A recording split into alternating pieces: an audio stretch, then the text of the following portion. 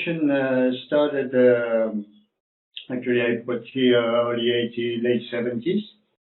This was a local group. It was a group Investigation Subaquático, formed by Pedro Borrell, Bernardo Vega, Frank Moya Pons, Federico Chac, and they were the early guys. They did also a lot of open water archaeology, mostly. So that's mostly what they did. They weren't really trained as cave divers, so it wasn't any actually big penetration. It was more cavern diving, and they found a lot of artifacts. Then in mid '60s, it was the Indiana University who did some exploration also in Manantial de la Aleta, in the middle of the National Park of the Eastern. And that also was quite an achievement due to the location of that cave, pretty far in the middle of nowhere. And they found a lot of artifacts, but there again, no cave exploration. The actual cave exploration started in the late 90s. I probably was one of the first cave instructor to move on the island. At the time I was an instructor. And with my good friend Bobby Pritchard, who was visiting me on a very regular basis, we started going around the island and finding caves. Those shows were a lot of fun, and we found a lot of stuff, obviously. Not all of it was interesting, but it was a lot of fun. Then recording, mapping, we were starting until I met in early 2000 Jose Alejandro Alvarez, who was a local photographer, Dominican photographer, and right away a friendship kicked in, and we started recording with photo. So I trained him, cave diver, and we started taking photos.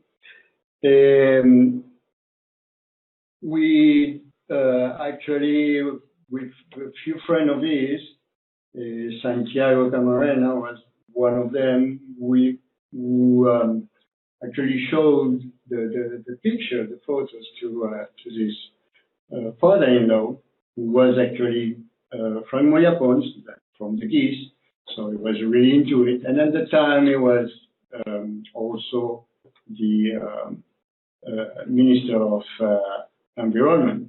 So he said, hey, that's great what you guys doing, we should do a book about that. And to do that, we did started the non-profit association, the Foundation Espeló Buceo Español, with also Martin Lopez, Bobby obviously was there, Julio Morales, we had Jan Gesa also, and we published that book. So really that was the kickoff of what we know now as cave exploration. So then later on, going through the East End, we're going to see later on Cap Cana. We did some more of the deep dive with Tobias Schmidt, who were using trimix. So those were actually the first trimix dive on the island. Then later on, 2008, we started the using a rebreather, and on early 2000, the Dominican Republic Speleological Society was created. That group was created by Philip Lemon, Christian Pitaro, Dave Pratt, Thomas before was there, and Victoria Alessandrova. And they're the one who took over and are doing a good job up to now, and they're still quite active. So the distribution around the island, it's basically 4 big regions where we can find cave. Yeah. So we can see here in the map around the north with some cave in Cabarete and Cabrera, which was pretty much where I used to live at the beginning. And Cabrera was El Dudu, one of the first exploration and first map. Then we've got the east side with cave in Macau, Boca de Yuma, it's a big area, and also Bahia. So all that area here being part of the Leste. And like I mentioned earlier on, right in the middle there, it's the Menencial of La Aleta. And then the Santo Domingo area, which is also a very nice area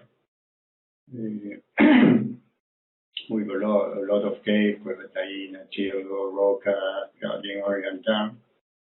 And finally, the south, we call south here, where Pedernales, Oviedo, also quite a few very, very nice caves in that area.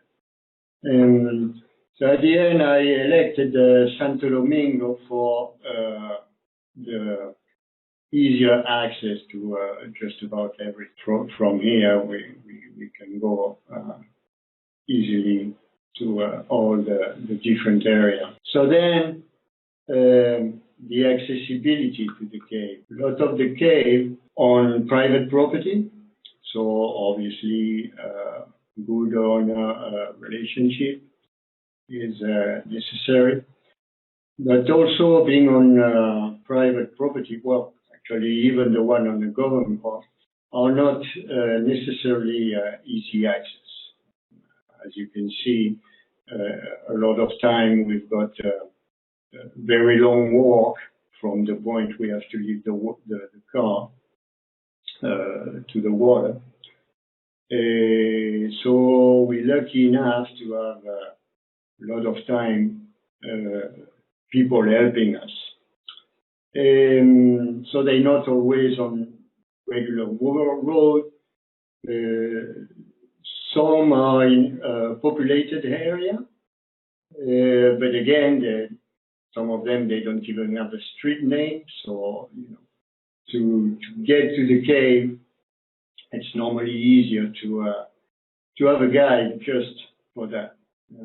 Several times I had people thinking, oh, well, we could diver, we can just rent, and we found, but it's not as easy maybe as Florida or Mexico, if we want to compare to some places. So, yeah, as you can see, some of those caves are really difficult access, or being using obviously mule sometimes, then carrying inside the dry cave also. Here in Pedernales, where we have to leave the car in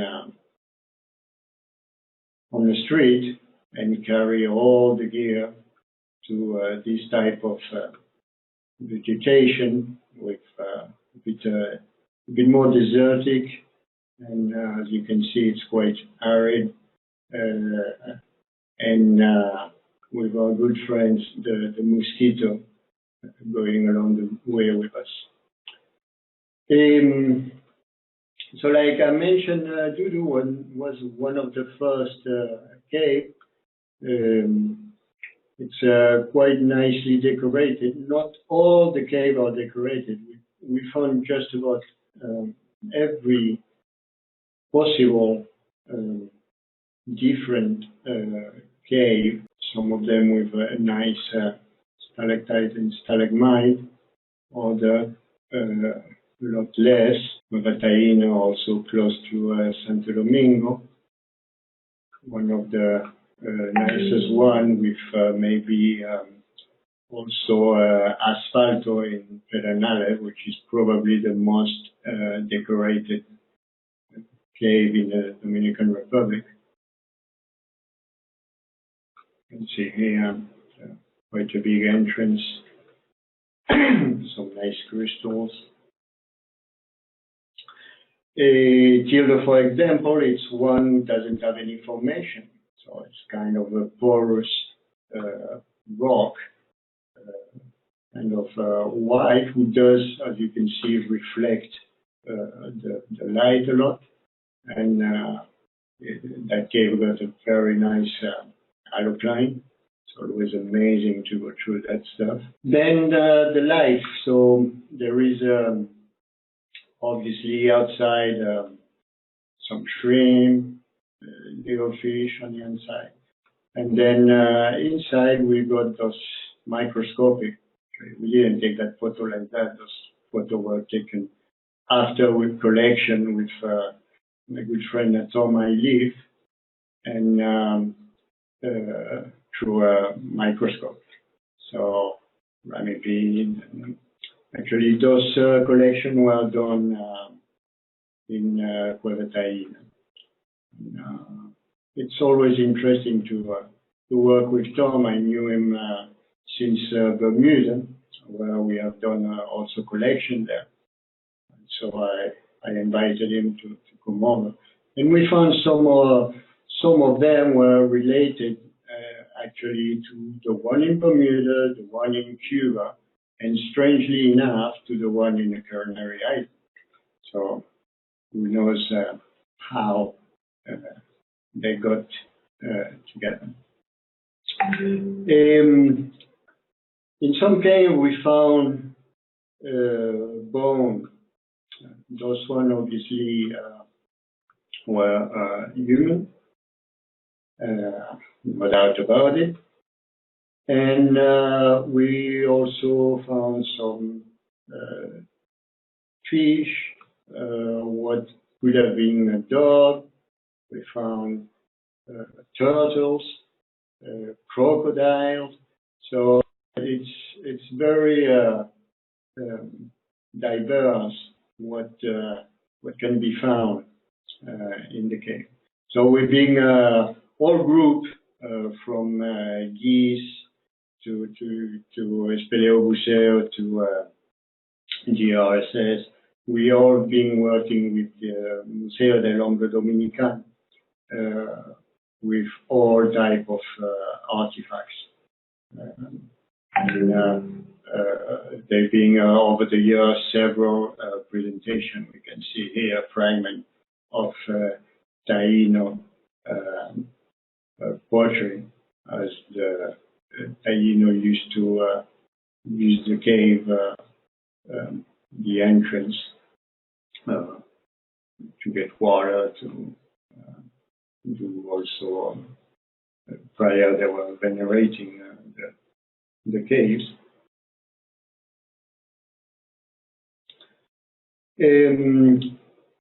The last bit we did conservation and safety. So conservation, obviously, safety both. I've been done through education and prevention, obviously. So we had several cases like those pictures here, where a pipe blew up just above the entrance of the cave, and for several days the water was pouring down with all the dirt. So we spent several days reopening, helping the landowner to clean up and reopen that cave.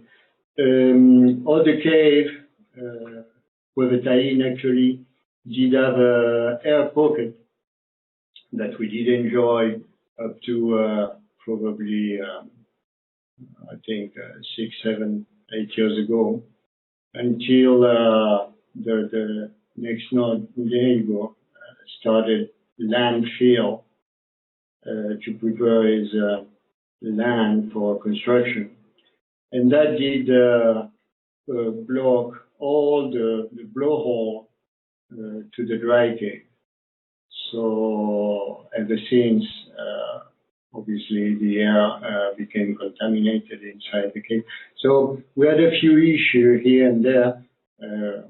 El Tildo is a cave that we're cleaning up on a regular basis on the inside also, since he has several exits.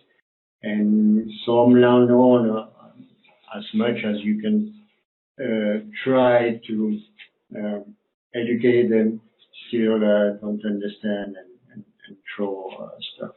Also, some of them being on public property, people just go there and use it as they dump, dumping all their trash. So sometimes you get through the area that we dive.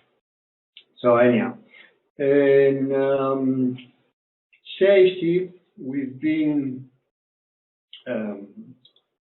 very lucky, I would say, since we only had 2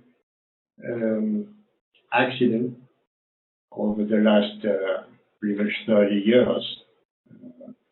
One was in 97, 98 in Laguna Pepe, in Punta Cana, where there was a two fatality, being a dive master non-cave trained, taking open water diver, not cave trained, in further in than the cavern limit. In a cave, Laguna Pepe is a small cave.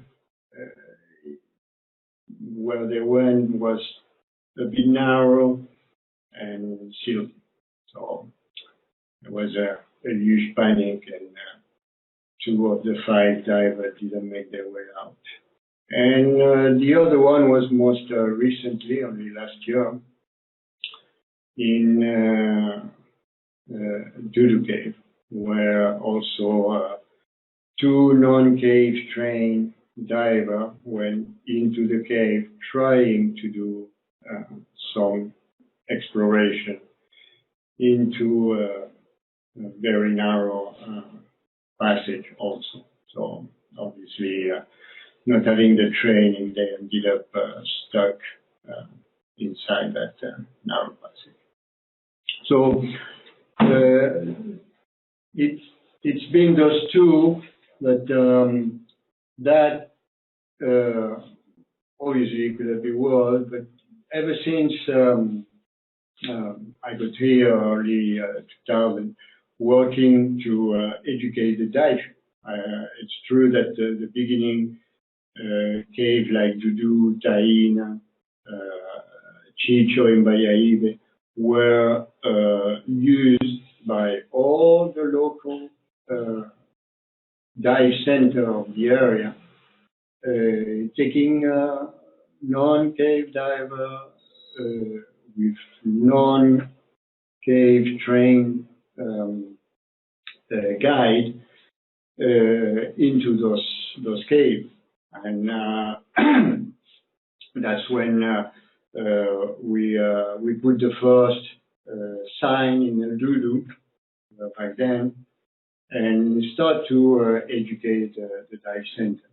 And slowly but surely, we managed. We came a long way. We managed to sensibilize and to um, make them understand the danger there is. And that, unfortunately, it's an ongoing thing because there's always somebody smarter who think he can go and take risk. Unfortunately, that cannot be controlled all the time. And there you go. I leave you with a nice sunset over Pedernales after a day of exploration and the last deco stop, and with questions. So maybe that could be done through the chat, maybe, I don't know, in order not to have too much confusion.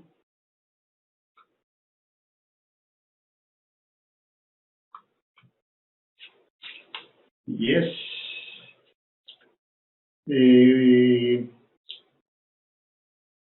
Well, really,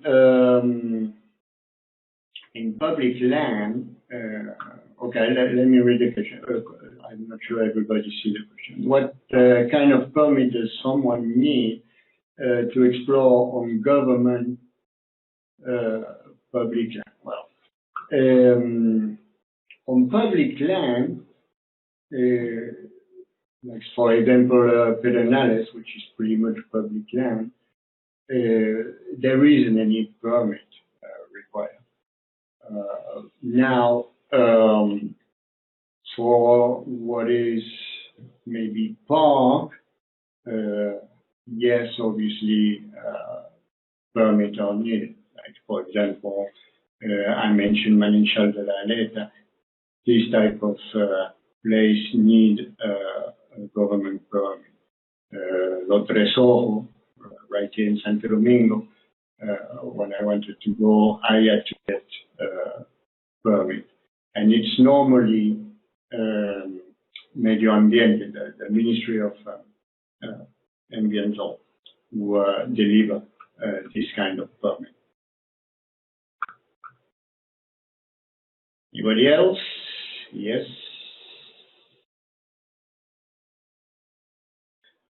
Oh, good question. We've got a bit of everything. So, like I mentioned, that 90-meter dive in Capcana, that was Hoyo de Mon.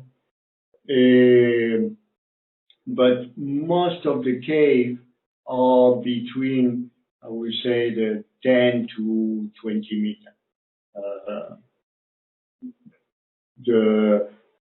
For example, Pueblo Taíno go all the way to 40, but the average, it's probably just about 20.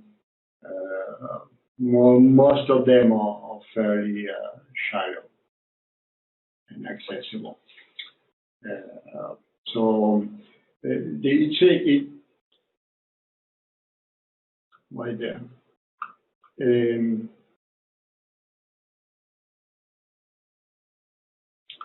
Yes, we've got good traverse. We've got, they're not as complex and extensive as Mexico or Florida, probably, as they're much shorter. But yes, we're able to do circuit. We're able to do Taíno got a couple circuit.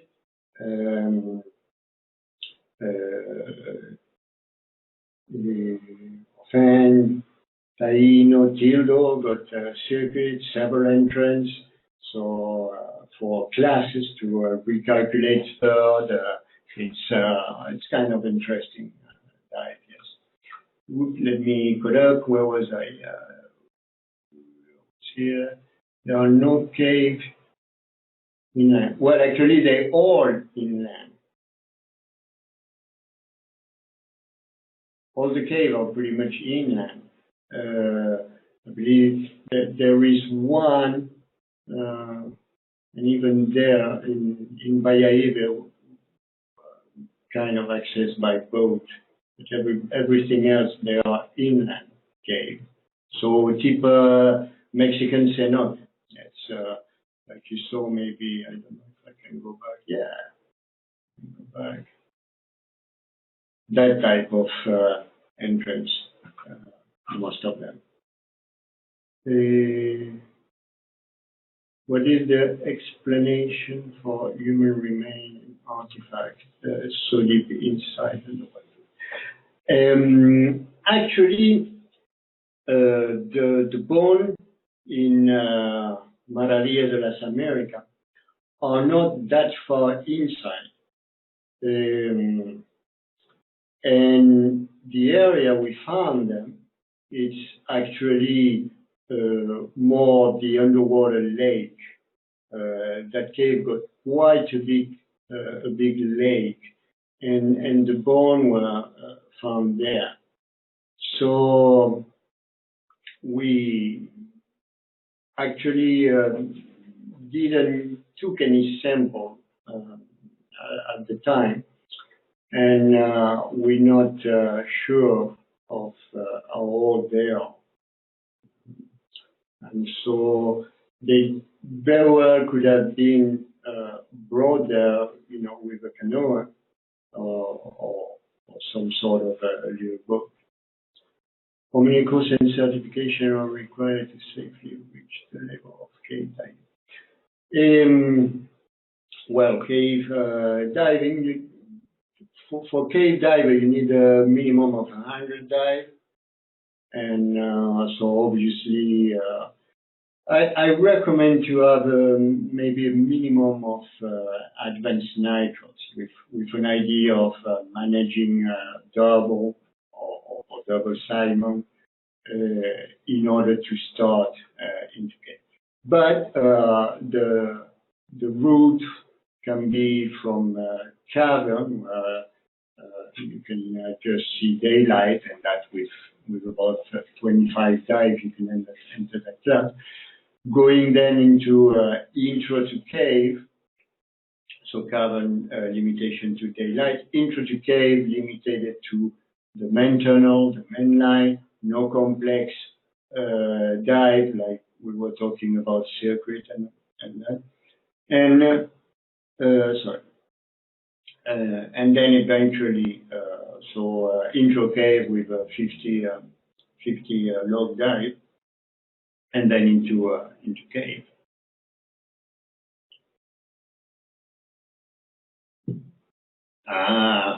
The best cave in the Dominican Republic. Well, they're all fantastic. I love them all. So right now, the longest is probably Toro in Boca de Yuma.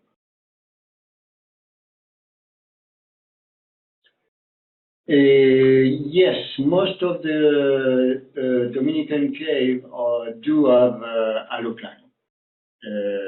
They are fairly close to the sea, so allocline is one of my favorite things. And so the depth going to depend, obviously, of the proximity of the sea. Like the picture of Tildo I show you here with that allocline. That allocline is at about 5 meters. Tildo got maximum depth of about 8 meters. But it's located about 300, 500 meters from the seashore. So that's why the salt water is penetrating so deep. Cuevetaina has the allocline at about 14 meters. And it's located at about 2 kilometers from seashore.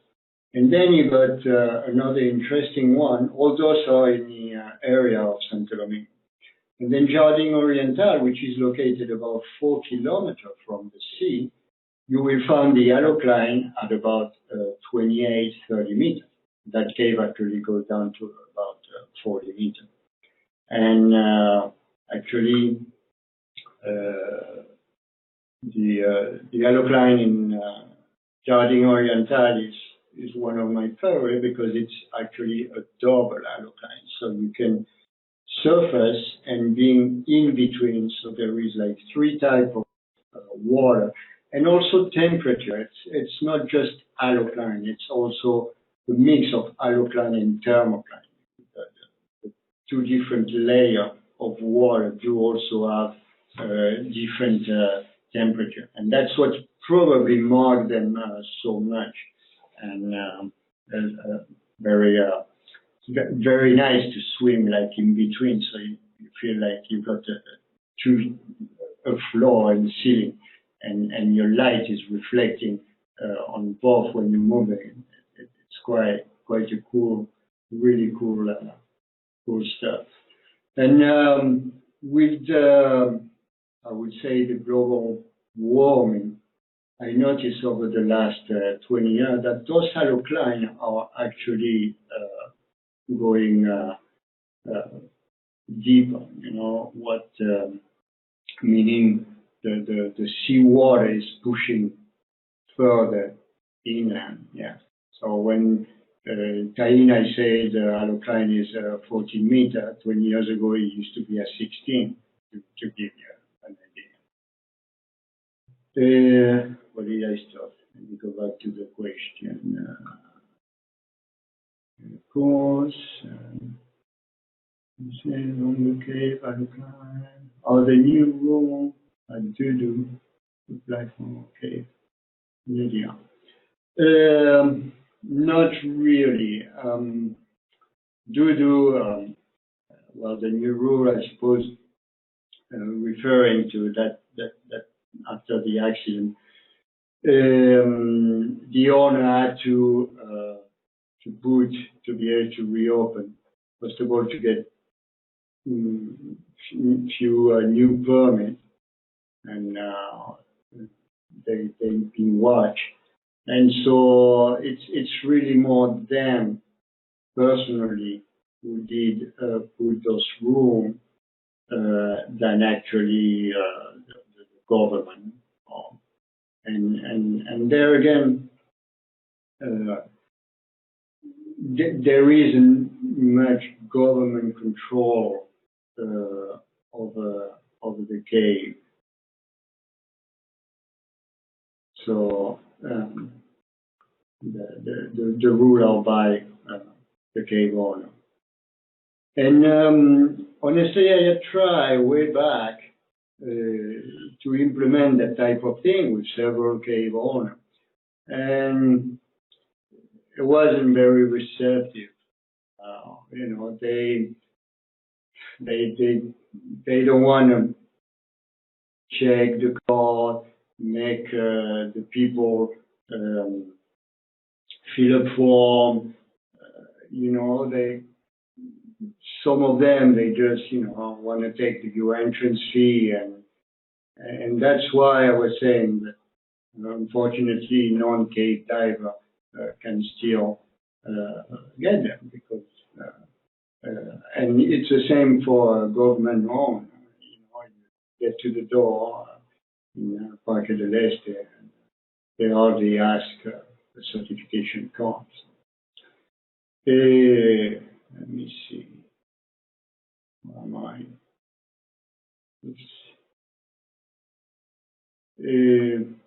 Most recent cave explore. Well, probably the later one, El Toro, and some of those. The more diving you are interested in dive than before, and so what do you say? Well, actually, I think it's a bit less. We had a peak, I think, between 2006, 2012. That's probably when we did certified a lot more cave diver here. Local, I'm talking about. Yeah. I think that's the question. Then, it's unfortunately it's like any other thing. It comes and goes. Interest. At the time, I don't know why. Maybe because I was a bit more active, also exploring and all. It was a lot more cave diver at the time.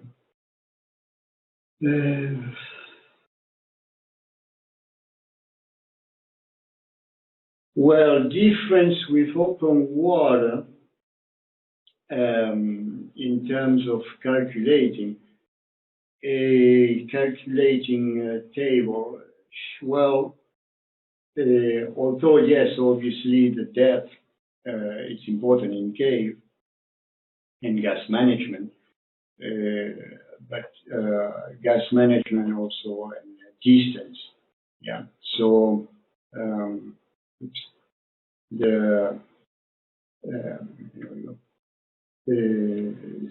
so the difference, the table probably don't work as well in cave because we can't really average the depth as easily in open water. Anyhow, table. We all have computer nowadays. Is there better season? No, actually, we don't have season. We drove those caves year round.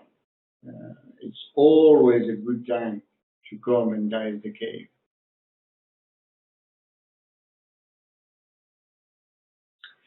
Oh yes, line. Good question, Mauro.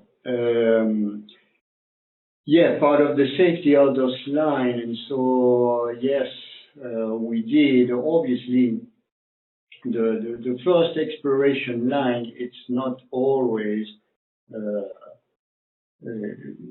good to follow in terms of safety because in some systems, like well, we were talking about complexity early on. I'm going to take the example of maybe regarding Oriental.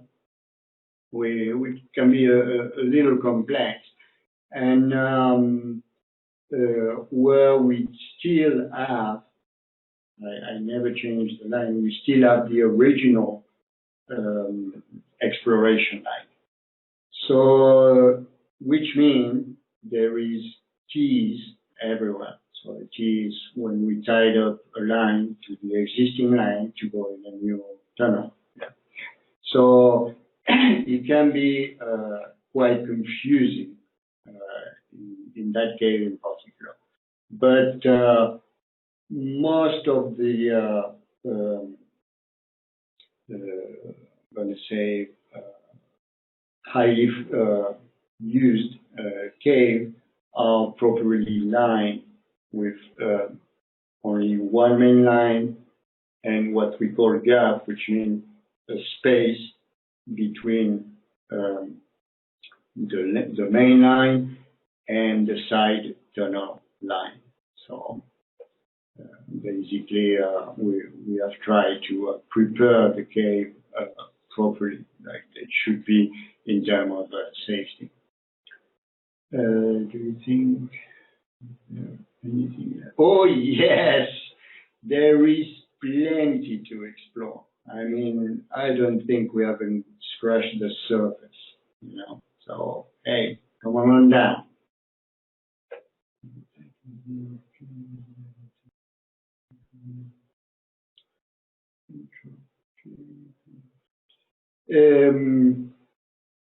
Well, yes, intro cave can enjoy some of the cave. Now, some of the cave, for example, the cave in Pedernales, I'm only taking technical cave diver there. with over 100 dives. The caves there are right away down to 40 meters, so definitely we into deco all the time. And they get very silty, which means I also take a very small group, no more than 2 divers with me. And in some tunnel, I'm not guiding anymore, I'm just sending in front, because the first diver see the whole thing, the second just about, and the third just see the percolation coming down from the 2 divers in front of him. Yeah. So there is a bit of everything. But yeah, the cave around Santo Domingo and around Bayaibe are clear, a lot of space, formation, and they can be intro cave very easily. The most challenging, well, probably, I would say, well, probably El Toro must have been quite a challenge, being a sump and having to carry equipment out of the water, and on the other side of the dry cave. Those type of exploration are always more challenging, yeah, because you have to dive, take your equipment, and then you have to crawl out and carry the equipment on the other side. I experienced that in Manencia de Chicho, where after the first sun, we had to go out and carry the gear and put them on the other side and follow the new sun, the second sun. And most memorable, cave diving experience. Oh, that's a tough question. I got so many good experience, memorable experience. Not always actually inside the cave, but with the friends and clients I had along the way. It will be very difficult for me to actually pinpoint and take only one out of that. Thank you, Sergio.